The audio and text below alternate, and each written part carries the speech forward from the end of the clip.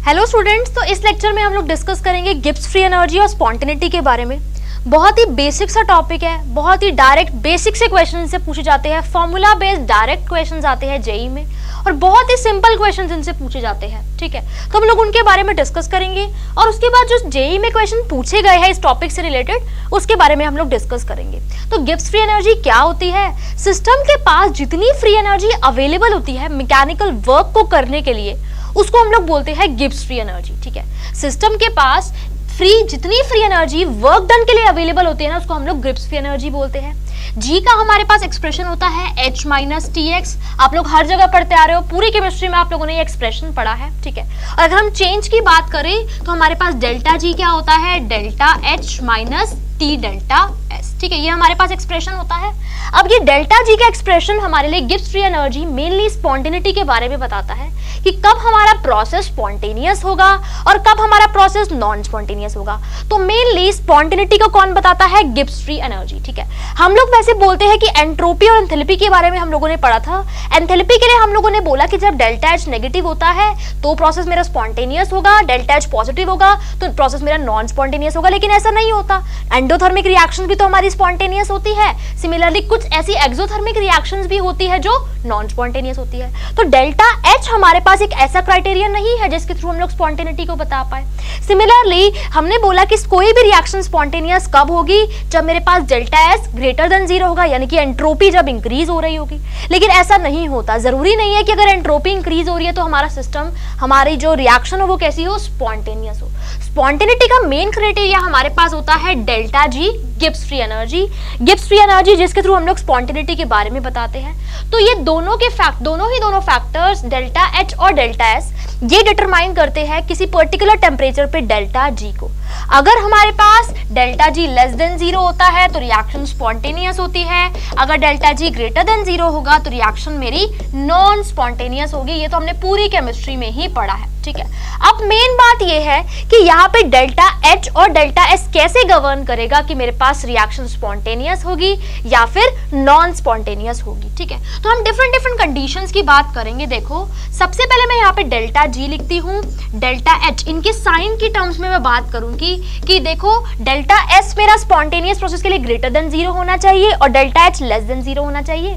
लेकिन ओवरऑल मैंने बोला स्पॉन्टेनिटी के लिए मेरा डेल्टा G लेस देन 0 होना चाहिए। लेकिन अगर डेल्टा G ग्रेटर देन 0 होगा तो मेरा प्रोसेस नॉन स्पॉन्टेनियस होगा।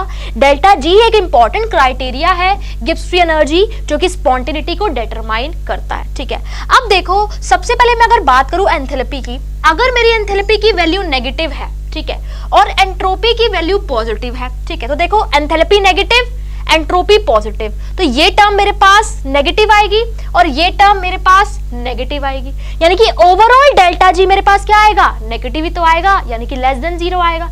यानी कि ओवरऑल डेल्टा जी मेरे पास क्या आएगा? नेगेटिव। तो अगर मैं कोई भी टेम्परेचर ले लूं, चाहे लो टेम्परेचर ले लूं चाहे हाई टेम्परेचर ले लूं, अगर मेरा डेल्टा H नेगेटिव है और डेल्टा S पॉजिटिव है तो सभी टेम्परेचर पे at all temperature delta G मेरे पास क्या आएगा? नेगेटिव आएगा। यानी कि रिएक्शन मेरी कैसी होगी? स्पॉन्टेनियस रिएक्शन होगी। रिएक्शन मेरी कैसी होगी? स्पॉन्टेनियस रिएक्शन होगी। ठीक है, वही अगर मैं रिवर्स कर दूं, अगर मैं बोलूं कि मेरा डेल्टा H पॉजिटिव है और डेल्टा S नेगेटिव है, तो देखो डेल्टा H पॉजिटिव यानी कि ये टर्म पूरी पॉजिटिव। अब मैंने डेल्टा S भी पॉजिटिव डेल्टा S मैंने नेगेटिव कर दिया तो नेगेटिव तो पॉजिटिव हो गया। तो पॉजिटिव प्लस पॉजिटिव यानी कि ओवरऑल पॉजिटिव हो गया ना। पॉजिटिव प्लस पॉजिटिव यानी कि ओवरऑल पॉजिटिव हो गया। दैट मींस मेरा डेल्टा जी तो पॉजिटिव हो गया। और अगर मेरा डेल्टा जी पॉजिटिव हो गया तो चाहे मेरा कोई भी टेम्परेचर हो, क्योंकि मेरी ओवरऑल यहाँ पे डेल्टा जी पॉजिटिव आएगा तो रिएक्शन मेरी कैसी होगी? नॉन स्पॉन्टेनियस होगी एट ऑल टेम्परेचर। क्योंकि मेरे पास ये टर्म पॉजिटिव है, ये नेगेटिव है, तो नेगेटिव पॉजिटिव हो गया और मेरा जो डेल्टा जी है वो ओवरऑल तो पॉजिटिव हो गया। इस वजह से मेरे पास यहाँ पे डेल्टा जी क्या है, मतलब जो मेरी रिएक्शन होगी वो कैसी होगी? नॉन स्पॉन्टेनियस रिएक्शन होगी। इसी स्पॉन्टेनिटी से रिलेटेड हर बार क्वेश्चन आते हैं। इस बार भी जेई में 2 से 3 क्वेश्चन आए हुए थे स्पॉन्टेनिटी। बहुत ही सिंपल क्वेश्चन थे, उसने बस टेम्परेचर के बारे में पूछा था। उसने बोला था कि अगर मैं हर टेम्परेचर की बात करूं तो कब मेरी रिएक्शन स्पॉन्टेनियस होगी, एंथैल्पी और एंट्रोपी के बारे में पूछा था, जब मेरे पास एंथैल्पी लेस देन 0 होगी और जब मेरे पास एंट्रोपी ग्रेटर देन 0 होगी, तो सभी टेम्परेचर्स पर मेरे डेल्टा जी कैसा होगा, नेगेटिव होगा, यानी कि मेरी रिएक्शन क्या होगी, रिएक्शन मेरी स्पॉन्टेनियस होगी। ठीक है, नेक्स्ट हम लोग बात करते हैं, यहाँ पे हमने बोला कि ऑल टेम्परेचर पे मेरे पास जब डेल्टा एच नेगेटिव होगा, डेल्टा एच पॉजिटिव होगा, रिएक्शन स्पॉन्टेनियस होगी, और जब डेल्टा एच पॉजिटिव होगा, डेल्टा एच नेगेटिव होगा, तब मेरी रिएक्शन नॉन स्पॉन्टेनियस होगी। अब मैं अगर बोलूं कि मेरे पास डेल्टा एच भी नेगेटिव है और डेल्टा एस भी नेगेटिव है, ठीक है, तो देखो डेल्टा एच मेरे पास क्या है, नेगेटिव है, और डेल्टा एस मेरे पास क्या है, नेगेटिव है। तो देखो डेल्टा एच नेगेटिव, ये भी नेगेटिव, तो ये टर्म तो पॉजिटिव हो गई ना। अगर मेरा डेल्टा एच ज्यादा नेगेटिव है तो ये मेरी पॉजिटिव टर्म उससे कम है। अगर डेल्टा एच का मैग्नीट्यूड ज्यादा है तो ओवरऑल डेल्टा जी तो नेगेटिव ही हो जाएगा। और डेल्टा एच का मैग्नीट्यूड ज्यादा कब होगा, इस वाली टर्म से, जब मेरा टेम्परेचर क्या होगा, लो होगा। यानी कि देखो डेल्टा एच मेरा नेगेटिव है, डेल्टा एस मेरा नेगेटिव है, ये पूरी टर्म पॉजिटिव टर्म, ठीक है, ये मेरे पास नेगेटिव टर्म, ये पॉजिटिव, ये नेगेटिव, ये पॉजिटिव। अगर इस नेगेटिव वाली टर्म का मैग्नीट्यूड ज्यादा है इससे, तो ओवरऑल डेल्टा जी नेगेटिव आएगा। ठीक है, अब ये टर्म कब ज्यादा होगी, जब टेम्परेचर लो होगा। यानी कि जब मेरा टेम्परेचर लो होगा तब तो रिएक्शन स्पॉन्टेनियस होगी। क्यों? क्योंकि तब मेरा डेल्टा जी क्या आएगा, नेगेटिव आएगा, गिब्स फ्री एनर्जी नेगेटिव आएगी। ठीक है, लेकिन अगर मेरे पास हाई टेम्परेचर हो तो ये पॉजिटिव वाली टर्म बड़ी हो जाएगी ना, पॉजिटिव वाली टर्म बड़ी हो जाएगी, नेगेटिव वाली टर्म छोटी हो जाएगी। अगर पॉजिटिव टर्म बड़ी है, नेगेटिव टर्म छोटी है, तो डेल्टा जी क्या हो जाएगा मेरे पास, डेल्टा जी पॉजिटिव हो जाएगा। यानी कि हाई टेम्परेचर में मेरे पास रिएक्शन कैसी होगी, नॉन स्पॉन्टेनियस रिएक्शन होगी, नॉन स्पॉन्टेनियस रिएक्शन होगी। ठीक है, अब देखो यानी कि जब मेरी दोनों टर्म्स नेगेटिव होगी तो लो टेम्परेचर पे तो रिएक्शन मेरी स्पॉन्टेनियस होगी, लेकिन अगर मैं हाई टेम्परेचर की बात करूं तो हाई टेम्परेचर पर रिएक्शन मेरी नॉन स्पॉन्टेनियस होगी। अब अगर मैं बोलूं कि मेरी दोनों टर्म्स पॉजिटिव है, डेल्टा एच भी पॉजिटिव है, डेल्टा एस भी पॉजिटिव है, तो देखो delta H positive, delta S positive, तो यानी कि अब रिवर्स हो गया। अब मेरे पास ये टर्म पॉजिटिव है और ये टर्म, क्योंकि ये पॉजिटिव है तो माइनस टी डेल्टा एस ये नेगेटिव हो जाएगा। ठीक है, अब अगर ये टर्म बड़ी होगी तो डेल्टा जी नेगेटिव आएगा। ठीक है, तो कि ये टर्म बड़ी हो गई, ये तो पॉजिटिव वाली छोटी है, तो डेल्टा जी क्या आ गया, नेगेटिव आ गया। और ये टर्म बड़ी होने के लिए मेरे पास टेम्परेचर क्या होना चाहिए, हाई होना चाहिए। यानी कि डेल्टा जी नेगेटिव कब होगा, जब मेरा टेम्परेचर हाई होगा, जब मेरा टेम्परेचर हाई होगा तब मेरे पास डेल्टा जी क्या होगा, नेगेटिव आएगा और रिएक्शन कैसी होगी, स्पॉन्टेनियस होगी। लेकिन जब मेरे पास टेम्परेचर लो होगा, जब मेरे पास टेम्परेचर लो होगा, उस टाइम पे मेरे पास टेम्परेचर लो होगा तो ये टर्म मेरी छोटी होगी, ये टर्म बड़ी होगी, यानी कि पॉजिटिव वाली टर्म बड़ी है और ये वाली टर्म मेरे पास छोटी है, तो यानी कि डेल्टा जी की वैल्यू क्या आएगी, डेल्टा जी की वैल्यू मेरे पास उस टाइम पे पॉजिटिव आएगी। तो लो टेम्परेचर पर मेरे पास डेल्टा जी पॉजिटिव आएगा क्योंकि डेल्टा एच वाली टर्म बड़ी है अब, इसलिए रिएक्शन कैसी होगी, नॉन स्पॉन्टेनियस होगी। तो इस टेबल से रिलेटेड वो आपसे क्वेश्चन पूछ सकता है कि बताओ अगर मैं लो टेम्परेचर लूं, डेल्टा एच लो टेम्परेचर लूं, रिएक्शन स्पॉन्टेनियस कब होगी, जब मेरी डेल्टा एच भी नेगेटिव होगी और डेल्टा एस भी नेगेटिव होगी। लेकिन जब मैं हाई टेम्परेचर लूं, रिएक्शन कब स्पॉन्टेनियस होगी, जब दोनों के दोनों पॉजिटिव होंगे, डेल्टा एच भी पॉजिटिव होगा और डेल्टा एस भी पॉजिटिव होगा। यानी कि अलोन मेरे पास डेल्टा एच और डेल्टा एस से हम लोग स्पॉन्टेनिटी के बारे में नहीं बता सकते। स्पॉन्टेनिटी के बारे में हम लोग बताते हैं डेल्टा जी के थ्रू, डेल्टा जी के साइन के थ्रू। अगर मेरा डेल्टा जी नेगेटिव है तो रिएक्शन मेरी स्पॉन्टेनियस है, अगर मेरा डेल्टा जी पॉजिटिव है तो रिएक्शन मेरी नॉन स्पॉन्टेनियस है। अब यहाँ पे बहुत ही सिंपल से क्वेश्चन इस फॉर्मूला से रिलेटेड पूछे जाते हैं। वो आपको बोलेगा बताओ कि किस टेम्परेचर पे मेरी रिएक्शन स्पॉन्टेनियस होगी। वो आपको बोलेगा बताओ टेम्परेचर क्या है, आपको डेल्टा एच दे देगा, डेल्टा एस दे देगा। तो जब मेरी ये वाली पूरी टर्म लेस देन 0 होगी तब मेरे उस टेम्परेचर पे रिएक्शन स्पॉन्टेनियस होगी। अभी आपको एक क्वेश्चन कराती हूँ तब आपको समझ आ जाएगा। ठीक है, तो मेरे पास डेल्टा जी की वैल्यू क्या होती है, delta H minus T delta S. Similarly जैसे हम लोगों ने एंथैल्पी के लिए बोलते थे वैसे ही मेरे पास देखो सबसे पहली बात डेल्टा जी किसके इक्वल होता है, delta G naught plus R T L N Q K. यहाँ पे मेरे पास क्यू होता है रिएक्शन कोएफिशिएंट। क्यों होता है रिएक्शन क्वेश्चन। अगर मैं इक्विलिब्रियम की बात करूं तो इक्विलिब्रियम पे जो मेरा Q होगा वो किसके इक्वल होता है, K इक्विलिब्रियम के इक्वल होता है। Q किसके इक्वल होता है, K इक्विलिब्रियम के इक्वल होता है। और इक्विलिब्रियम पे मेरे पास डेल्टा G की वैल्यू क्या होती है, 0 होती है, क्योंकि इक्विलिब्रियम पे गिब्स फ्री एनर्जी में चेंज तो 0 ही हो जाएगा ना, डेल्टा G तो 0 ही हो जाएगा। यानी कि मेरे पास delta G not standard Gibbs free energy किसके इक्वल होगी, माइनस RT ln K के इक्वल होगी। इस फॉर्मूला से भी रिलेटेड बहुत ही सिंपल से क्वेश्चन पूछे जाते हैं। डेल्टा G नॉट दे देगा, टेम्परेचर दे देगा, बोलेगा ln K की वैल्यू बताओ। बहुत ही सिंपल सा फॉर्मूला है, आपने बहुत बार पढ़ा होगा थर्मोडायनेमिक्स में, केमिकल इक्विलिब्रियम में भी शायद आप लोगों ने ये फॉर्मूला पढ़ा होगा। तो मेरे पास ये जो स्टैंडर्ड गिब्स फ्री एनर्जी होती है वो किसके इक्वल होती है, माइनस RT ln K के इक्वल होती है। तो ये एक बहुत ही इंपॉर्टेंट पॉइंट है, ठीक है, याद रखना। अब मेरे पास एक ये फॉर्मूला हो गया, एक ये फॉर्मूला हो गया, ये दोनों ही फॉर्मूलाज बहुत इंपॉर्टेंट है, इनसे बहुत सिंपल से क्वेश्चन पूछे जाते हैं। उसके बाद नेक्स्ट है मेरे पास कि जैसे हम लोग एंथैल्पी को लिखते हैं ना, वैसे ही हम लोग गिब्स फ्री एनर्जी को लिखते हैं AA plus BB giving CC। जो मेरे पास ओवरऑल रिएक्शन का जो डेल्टा G होगा वो किसके इक्वल होगा, summation of delta G of products minus summation of delta G of reactants. जैसे हम लोग बोलते हैं कि अगर कोई स्पीशीज स्टैंडर्ड स्टेट्स में है ना, उसकी हीट ऑफ फॉर्मेशन 0 होगी, वैसे ही मेरे पास यहाँ पे Gibbs free energy of formation, अगर कोई स्पीशीज स्टैंडर्ड स्टेट में है तो उसकी Gibbs free energy of formation क्या होगी, 0 होगी। तो हम लिखते हैं Gibbs free energy of formation of products minus Gibbs free energy of formation of reactant. Standard Gibbs free energy को हम लोग इस तरीके से लिखते हैं। जैसे वहां पे कोई भी स्पीशीज अगर स्टैंडर्ड स्टेट में है, कार्बन ग्रेफाइट फॉर्म में है, आयोडीन सॉलिड फॉर्म में है, तो उनकी हीट ऑफ फॉर्मेशन 0 थी, वैसे ही इनकी Gibbs free energy of formation भी 0 होती है।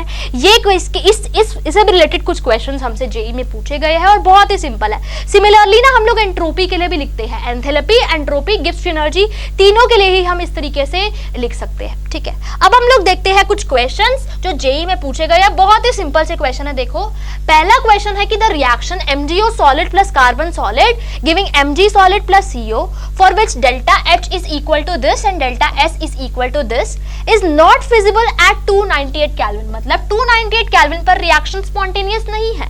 वो बोल रहा है कि temperature above which reaction will be feasible is, किस टेम्परेचर से ऊपर रिएक्शन फिजिबल होगी, यानी कि जो मेरी डेल्टा G की वैल्यू है वो लेस देन 0 होगी। मुझे डेल्टा H गिवन है, डेल्टा S गिवन है, जो मैंने आपको बताया था फॉर्मूला। तो delta H minus T delta S ये लेस देन 0 होना चाहिए रिएक्शन की स्पॉन्टेनिटी के लिए, ये लेस देन 0 होना चाहिए ना। अब देखो, ये लेस देन 0 होना चाहिए, यानी कि मेरी टेम्परेचर की value delta H upon delta S से, जिस टेम्परेचर की वैल्यू मतलब टेम्परेचर की value delta H upon delta S से ज्यादा होगी तो मेरी रिएक्शन स्पॉन्टेनियस होगी। यही वो पूछ रहा है, temperature above which reaction will be feasible. बस कुछ नहीं किया, रीअरेंज कर दिया। तो देखो डेल्टा H मेरे पास क्या है, डेल्टा H मेरे पास है 491.1 किलो जूल पर मोल, 491.1। अब ये किलो जूल पर मोल में है तो जूल पर मोल में करने के लिए इसको हम लोग 10 to the power 3 से मल्टीप्लाई कर देते हैं, ठीक है। और डेल्टा S मेरे पास क्या है, 198। तो अगर मेरे पास टेम्परेचर इससे ज्यादा आया, इससे ग्रेटर आया, तो उस टेम्परेचर से मतलब जो मेरे पास टेम्परेचर आएगा ना, उस टेम्परेचर से ज्यादा पे मेरी रिएक्शन स्पॉन्टेनियस होगी, क्योंकि तब मेरे पास डेल्टा G लेस देन 0 आएगा। तो यही क्वेश्चन मैंने आपको बताया था, बहुत ही सिंपल क्वेश्चन है, कुछ भी नहीं करना, डेल्टा H और डेल्टा S का रेशियो लेना है, उस टेम्परेचर से ज्यादा पे मेरी रिएक्शन स्पॉन्टेनियस होगी। नेक्स्ट क्वेश्चन पे चलते हैं। देखो, ये क्वेश्चन इस बार 11 जनवरी को फर्स्ट शिफ्ट में पूछा गया था। वो बोल रहा है कि इस केमिकल रिएक्शन के लिए X giving Y the standard Gibbs free energy depends on the temperature as delta G naught depend कर रहा है एज 120 माइनस 3/8T, ठीक है। The major component of reaction mixture at temperature T is. मुझे बताना है कि ये जो पर्टिकुलर टेम्परेचर गिवन है ना, इन पे इनका मेजर कंपोनेंट क्या होगा, X होगा या Y होगा, मतलब रिएक्शन फॉरवर्ड जाएगी या बैकवर्ड जाएगी। तो वो कैसे पता लगाएंगे हम, डेल्टा G निकाल के। तो देखो डेल्टा G निकाल लेते हैं। पहला केस है कि टेम्परेचर 280 केल्विन है, तो देखो इसमें पुट करके देखो, बस 120 माइनस 3/8 इंटू 280। जब आप इसको सॉल्व करेंगे तो आपका डेल्टा G आ जाएगा 15। अब डेल्टा G पॉजिटिव है, मतलब रिएक्शन कहाँ जाएगी, बैकवर्ड जाएगी, रिएक्शन तो स्पॉन्टेनियस ही नहीं है। अगर रिएक्शन बैकवर्ड जाएगी यानी कि मेजर कंपोनेंट क्या है, X है, मेजर कंपोनेंट मेरा X है, लेकिन वो बोल रहा है Y होगा, तो ये तो ऑप्शन मेरा इनकरेक्ट है, ठीक है। ऐसे ही सेकंड ऑप्शन हम लोग चेक करते हैं। यहाँ पे टेम्परेचर क्या है 350, तो डेल्टा जी क्या हो जाएगा 120 माइनस 3/8 इंटू 350। जब आप इसको सॉल्व करेंगे तो आपका डेल्टा जी आएगा -11.25, ठीक है। तो डेल्टा जी नेगेटिव है, मतलब रिएक्शन स्पॉन्टेनियस है। स्पॉन्टेनियस मतलब फॉरवर्ड जाएगी, तो मेजर कंपोनेंट क्या होना चाहिए, y होना चाहिए, लेकिन ये तो x बोल रहा है, तो ये भी इनकरेक्ट ऑप्शन है, ठीक है। थर्ड ऑप्शन देखते हैं हम लोग। थर्ड ऑप्शन क्या है मेरे पास, डेल्टा यहाँ पे temperature is equal to 315 kelvin. Delta G क्या हो जाएगा 120 माइनस 3/8 इंटू 315। इसको जब हम लोग सॉल्व करेंगे तो डेल्टा जी आ जाएगा 1.87, ठीक है। तो देखो यहाँ पे मेरे पास डेल्टा जी पॉजिटिव आया, मतलब रिएक्शन नॉन स्पॉन्टेनियस है। नॉन स्पॉन्टेनियस मतलब बैकवर्ड जाएगी, यानी कि मेजर प्रोडक्ट क्या, मेजर मेरे पास क्या बनेगा, एक्स बनेगा ना, क्योंकि रिएक्शन तो नॉन स्पॉन्टेनियस है। वो यही तो बोल रहा है कि एक्स मेरे पास मेजर कंपोनेंट होगा, तो ये ऑप्शन मेरा करेक्ट ऑप्शन है, ठीक है। नेक्स्ट है मेरे पास if temperature is equal to 300 kelvin, तो पुट करके देख लेते हैं। Delta G is equal to 120 minus 3/8 into 300, ठीक है। तो जब हम इसको सॉल्व करेंगे तो डेल्टा जी मेरे पास आएगा 7.5, यानी कि पॉजिटिव आ रहा है, तो नॉन स्पॉन्टेनियस मतलब मेजर कंपोनेंट एक्स होगा, लेकिन ये वाई बोल रहा है, तो ये ऑप्शन मेरा इनकरेक्ट है, यानी कि करेक्ट ऑप्शन है ऑप्शन नंबर सी। कुछ भी नहीं किया हम लोगों ने, बस डेल्टा जी कैलकुलेट करके देखा और उससे हम लोगों ने साइन देख लिया कि जहां पे पॉजिटिव आ रहा था रिएक्शन वही जाएगी, और उसी अकॉर्डिंग हम लोगों ने मेजर कंपोनेंट कैलकुलेट करके देख लिया, ठीक है। नेक्स्ट क्वेश्चन पे चलते हैं। देखो कुछ भी नहीं है, बहुत ही सिंपल से सवाल है। नेक्स्ट है कि the value of log k for the reaction A giving B is, delta H दे रखा है, डेल्टा S दे रखा है, R दे रखा है, मुझे log k की वैल्यू निकालनी है, ठीक है। तो देखो मुझे डेल्टा H0 गिवन है, डेल्टा S0 गिवन है, तो मेरे पास डेल्टा G0 क्या होता है डेल्टा G0 होता है -RT ln K, और डेल्टा G0 मेरे पास होता है delta H0 minus T delta S, ठीक है। इसको मैं लिख सकती हूँ -RT टेम्परेचर कितना है मेरे पास 298 इंटू ln K को मैं लिख सकती हूँ 2.303 log K। ये किसके इक्वल होगा, delta H minus T delta S के। डेल्टा H मेरे पास कितना है -54.07, ठीक है। उसके बाद डेल्टा S कितना है, अब देखो ये किलो जूल में है, तो इसको जूल में कर लो, 10⁻³ से मल्टीप्लाई कर दिया, माइनस T कितना है 298, और डेल्टा S कितना है 10 इंटू 10। तो मेरे पास यहाँ पे क्या आ जाएगा, सब कुछ है मेरे पास, बस log k नहीं है। अब देखो इस पूरे की वैल्यू मुझे गिवन ही है, यहाँ पे 2.303, 8.314, 298, 5705, तो बस पुट कर दो 5705। अब कुछ भी नहीं करना, बाकी का मैथ्स का है, log k की वैल्यू निकालनी है, वही आपका आंसर आएगा। log k आ जाएगा आपके इसके केस में 10 की इक्वल आ जाएगा। बहुत ही सिंपल सा क्वेश्चन था। नेक्स्ट क्वेश्चन पे चलते हैं। देखो इस क्वेश्चन में वो बोल रहा है, ये क्वेश्चन 2015 में पूछा गया था जेईई मेंस में। वो बोल रहा है कि standard free energy of formation of NO is this. आपको NO की डेल्टा GF गिवन है, what is the standard free energy of formation of NO2, और मुझे क्या गिवन है Kp गिवन है, ठीक है। तो देखो पहले मैं इस रिएक्शन के लिए ना डेल्टा G लिखती हूँ। डेल्टा G क्या होगा, summation of delta G of products minus summation of delta G of reactant. अब प्रोडक्ट में क्या क्या है NO2, तो 2 into delta GF not of NO2, 2 into delta GF not of NO2 minus reactant में क्या क्या है O2 गैस, स्टैंडर्ड स्टेट में है, इसकी डेल्टा GF तो 0 ही हो जाएगी। उसके अलावा है 2NO, तो minus 2 into delta GF of NO।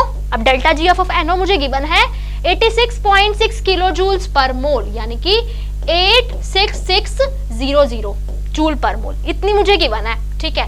तो मेरे पास डेल्टा G आ गया, डेल्टा GF। अब डेल्टा G मेरे पास क्या होता है -RT ln K, तो -RT कितना है 298 ln ऑफ K कितना गिवन है 1.6 इंटू 10⁻12, ठीक है। तो देखो सब तो गिवन है, बस यही निकालना है, कुछ नहीं करना। इसको इधर ले जाओ, देखो क्या बन जाएगा ये 2 इंटू 86600, ठीक है, plus R into 298 ln of 1.6 into 10⁻12 is equal to, ये 2 इंटू डेल्टा F G0 है, मुझे सिर्फ क्या चाहिए डेल्टा GF ऑफ NO2, तो मैं क्या करती हूँ, बस इसको हाफ से मल्टीप्लाई कर देती हूँ। अब ऑप्शन चेक कर लो, देखो ऑप्शन नंबर डी यही तो है, तो ऑप्शन नंबर डी आपका करेक्ट आंसर है। तो बहुत ही सिंपल है, कुछ भी नहीं है, बस गिब्स फ्री एनर्जी को हमने लिख दिया in terms of summation of Gibbs free energy of formation of product minus summation of Gibbs free energy of formation of reactant, उसको हम लोगों ने इक्वेट कर दिया माइनस RT-LN-K से, और उससे हमने किसी भी एक रिएक्टेंट की वो आपसे या किसी भी प्रोडक्ट की आपसे वो formation Gibbs free energy of formation पूछ सकता है, तो बस हमें फॉर्मूला अप्लाई करना है और आंसर आ जाएगा।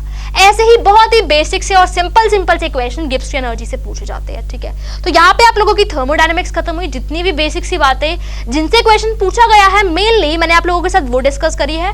डीपीपी में जो क्वेश्चन दिए हैं उनको जरूर सॉल्व करें, ठीक है, और जितने क्वेश्चंस की प्रैक्टिस हो सकती है वो प्रैक्टिस करें।